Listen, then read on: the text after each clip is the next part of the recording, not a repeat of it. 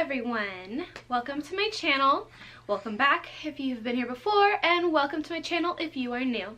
Probably the most frequently asked questions that I receive as a YouTuber are about my unmedicated birth experience, and the only reason that I have not answered all of those questions for you guys is simply because I have been planning on doing this video for a long time.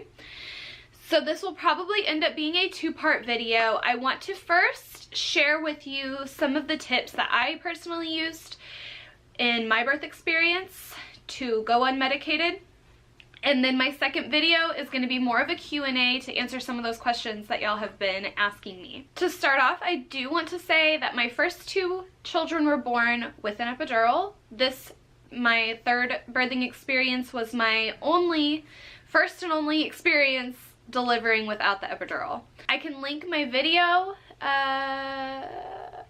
probably over here. I can link my video where I explained my actual labor and delivery experience with you guys, and that gives more of an insight as to my comparison between my epidural birth experience and my non-epidural birth experience. I decided to wear my Making Magic shirt for this video because that is exactly what you are doing as a mother right now, whether you are planning to give birth unmedicated or medicated, C-section, vaginally, whatever you are personally deciding as a mom, you are making magic in your body. And that is 100% the mindset that you need to have going into your labor and delivery experience. I am a huge believer in karma, and I'm a huge believer that you get what you put out into the world. And that especially goes with your labor and delivery experience. If you are going into this experience with a negative mindset, fearful, and focusing 100% on horror stories that you've heard of other labor and delivery experiences that have gone awry, then there's a very good chance that that is the kind of experience that you are going to end up with. If you go into your experience with the mindset that you are making a beautiful child, that your body knows what it's doing, and that you are capable and strong enough to deliver this perfect, beautiful being into the world, then there's a very good chance that you're going to have a perfect, beautiful birth experience. And that is the very first thing that I really focused on with my experience, and that really helped me get into the right mindset of bringing a baby into the world. So I do have all these tips on my phone right here. If you see me looking down, it's because I'm looking down at my list of things. I really didn't want to forget anything in this video, and I have been working on this list for a really long time. The very first point that I want to make, besides the mindset point that I already made, so I guess the second point, is that you need to find a provider that supports your decision to give birth unmedicated. You don't necessarily have to have a midwife. I personally went with a midwife because they were 100% supportive of what I wanted for my birth experience. But if you personally would feel more comfortable with an OB or a doctor as your healthcare provider, then you need to clearly express your wants from the beginning and make sure that they are on board with you and they are encouraging of your decision. Because if you are surrounding yourself with people that are discouraging of what you want, then there's a very good chance that you will not get what you want. Which leads me into my next point, which is that you need to make sure that you have a good support system that is encouraging of your decision. Whether that be your significant other, your mom and dad, your doula, your doctor or midwife, just some kind of support person or people that will be encouraging of you throughout your pregnancy and throughout your labor and delivery. And I found that it was very helpful to communicate my wants and needs way ahead of time and just get all of those ducks in a row before the time comes. If you have communicated what you want and what you need for your labor and delivery, there's a very good chance that those people are going to do what they can for you to make sure that that happens for you. You want to be in my video, Missy? Of course you do.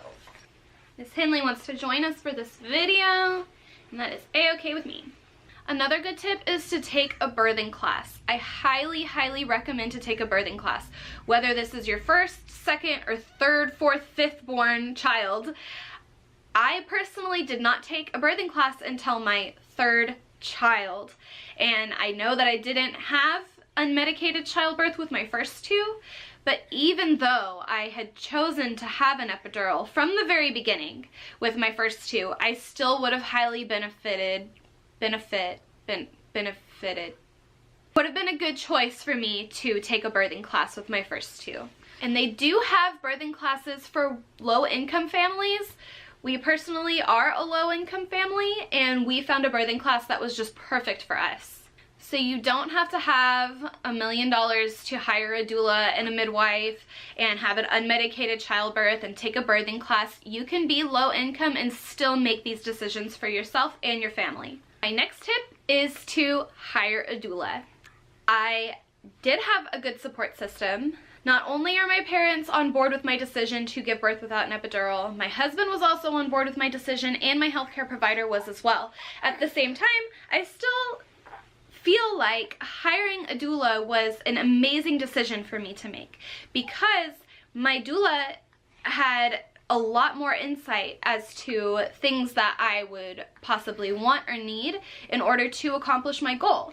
And these are tips that I wouldn't have been able to get from my husband, that I wouldn't have been able to get from my parents, and it was just a completely fresh perspective on what it is that I wanted, things that I didn't even know that I wanted. And I definitely highly recommend hiring a doula. Another thing that I did was write up or type up my birth plan. I had a lot of specifics for my birth plan this time around. The first two times choosing to have an epidural was pretty much my only expectation for childbirth. I just wanted to make it to the hospital on time, and I wanted to have my epidural on time. That was it. I did not really have a birth plan. This time around, choosing to go in unmedicated, I definitely had a lot of specifics and a lot of things that I wanted or felt like I needed in order to be successful in having an unmedicated birth.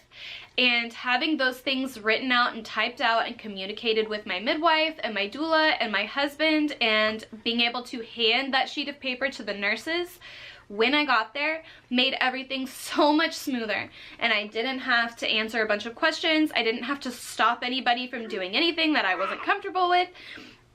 It was just a huge relief having that there for me. Along with having my birth plan written out and typed up for everybody, I also pre-registered at my hospital. Not everybody will get this opportunity because some people obviously go into labor a lot sooner than they expect to, and in that case you will not be able to pre-register.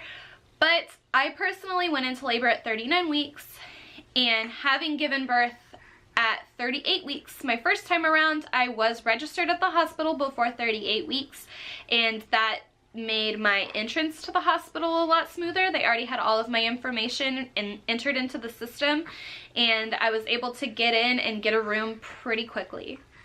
Another big tip, and this is honestly one of my biggest tips, if you listen to absolutely nothing else on this video, listen to this, and it is that you should watch other YouTube videos exactly like this one. Don't just watch my video, go watch thousands of other women who have made videos on the tips that have helped them get through childbirth unmedicated, because that's what I did. I stayed up late some nights just watching videos, trying to figure out what worked for some people, what didn't work for other people, and just trying to incorporate them into my relaxation techniques and get my mindset right. And that helped me tremendously. And if, like I said, if I had done nothing else on this list, if I had just watched those videos, that would have helped me a million times over. So watch YouTube videos. Something that I learned in my birthing class, along with watching other YouTube videos, is that I needed to learn the relaxation techniques that worked for me. There are so many relaxation techniques out there, and not every single one of them is going to work for you. So it's really good to expose yourself to a lot of what those techniques are and trying to figure out what actually makes you relax. Don't wait until you have gone into labor and you started having contractions to start testing out relaxation techniques. If you are having a lot of Braxton Hicks contractions, that is a perfect time to sit there and try to relax and breathe through your contractions and work on those different techniques and see what really helps you get through that Braxton Hicks contraction. Now, your Braxton Hicks contraction is probably nothing like the real thing, but if you can kind of get your brain in the right perspective, that doesn't make sense, but if you can try to wrap your brain around what makes you relax in the moment whenever your body is tensing up and whenever you're in a lot of pain, then whenever the time comes to actually breathe through that contraction and get through that contraction, you're gonna know exactly what works for you, and you're gonna be able to help yourself in the very best way. When the hundreds of people around you that are trying to help you can't help you, then you'll be able to help yourself and you'll know exactly what your body needs. I made a list of all of the relaxation tips that personally worked for me. Picturing ocean waves as waves of pain. Every contraction, I pictured a ocean wave. Oh, you don't like that? It was the scariest part for me too, sweetie. I pictured a ocean wave coming in, peaking, and then going down. That really helped put into perspective for me that the contraction was only temporary, and whenever my wave peaked was the worst of the pain, and from there I could picture my wave just kind of dissipating and rolling over the stand and just going away. Embracing each contraction. I know that that sounds completely crazy, and that is something that I saw on pretty much every video that I ever watched. That is something that I heard a million times in my birthing class, and that is not something that is really easy to wrap your head around. Contractions are no joke. Contractions are extremely painful. But if you try to tense up and if you try to shy away from the contraction, you're gonna make it 1,000 times worse. Your body knows exactly what it's doing. The contraction's gonna happen anyway. So if you just embrace the pain and just let your body ride that wave of pain, then it's gonna come and go so much easier than if you try to shy away from it. Imagining that my body is doing what it has to do to get my baby out and trusting my body. If I picture my labor and delivery as something to be afraid of, something that I don't want to do, something that is scary, then that's exactly what it's going to be. If you go in with the knowledge that your body knows what it's doing and that it's going to get your baby out healthily, that is a word, and safely, then that's exactly what's going to happen. Another tip that I learned, and this I heard from a lot of different people, and it wasn't really easy for me to imagine until I was actually time to imagine it, and I was opening, I guess. I imagined that my body was opening up like a flower to release my baby. That my vagina is a flower and it is blooming to release a beautiful baby. There were moments in the midst of giving birth that I felt sort of like my body is being ripped apart. Okay, I mean, it is painful. Despite all of these tips and relaxation techniques, it is a lot of pain.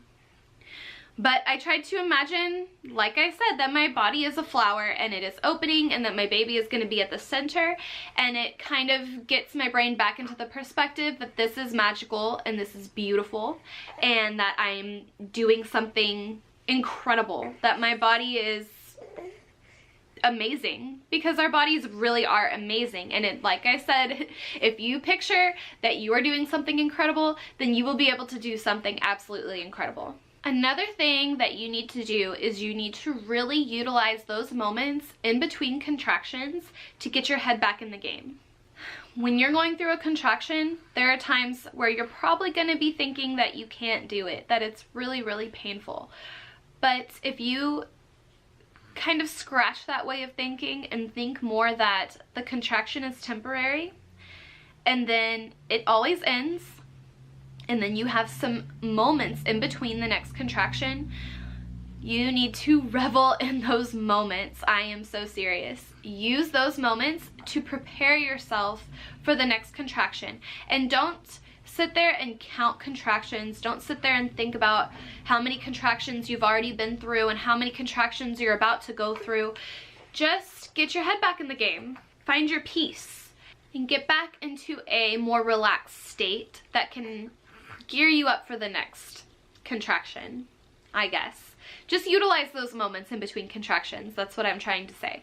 And you'll probably know exactly what I'm talking about when the time comes. Another thing that I did this time around is I made myself a labor and delivery playlist. This is another thing that might be a good idea for some, maybe not for others. For me personally, I made a playlist of all of the songs that help me relax, all of the songs that put me in a happy place, so that whenever I am in my least happy place in the world, dealing with this pain, I am listening to that music and it's somewhat helping to redirect that frame of mind. Another thing that really helps, especially if you're choosing to opt out of getting an epidural, is to labor at home as long as possible. Don't just rush to the hospital as soon as you start having contractions, because there's a good chance that you will be laboring in a hospital setting for a really long time. Try to stay where you are the most comfortable. And if you are the most comfortable in a hospital setting, then that's great. Rush to the hospital. I personally am not the most comfortable in a hospital setting, and it really, really helped me to be at home for the majority of the beginning parts of my labor than it was to be checked on every 5 minutes by nurses and midwives and being strapped up to things. And there's just a lot of pressure, I feel like, once you get to the hospital, and there's a lot less pressure when you're at home. This next thing is absolutely huge, at least it was for me, and this is something that I had absolutely never heard of until I started researching unmedicated childbirth, and that is the fetal ejection reflex. I am no scientist, and I'm not a doctor, I'm not a midwife, so I'm going to attempt to explain this the very best that I can, but if you really want to understand it, I suggest doing research on this, because this is something that really, really helped me when I was about to push. But basically, your body is made to get this baby out. Your body isn't trying to hold the baby in. When your body is officially ready to push the baby out, your body is going to start pushing on its own. So a lot of women like to get checked regularly for dilation, and usually they say once you're 10 centimeters dilated, it's time to go. For me personally, my body started pushing the baby out involuntarily at 9.5 centimeters dilated.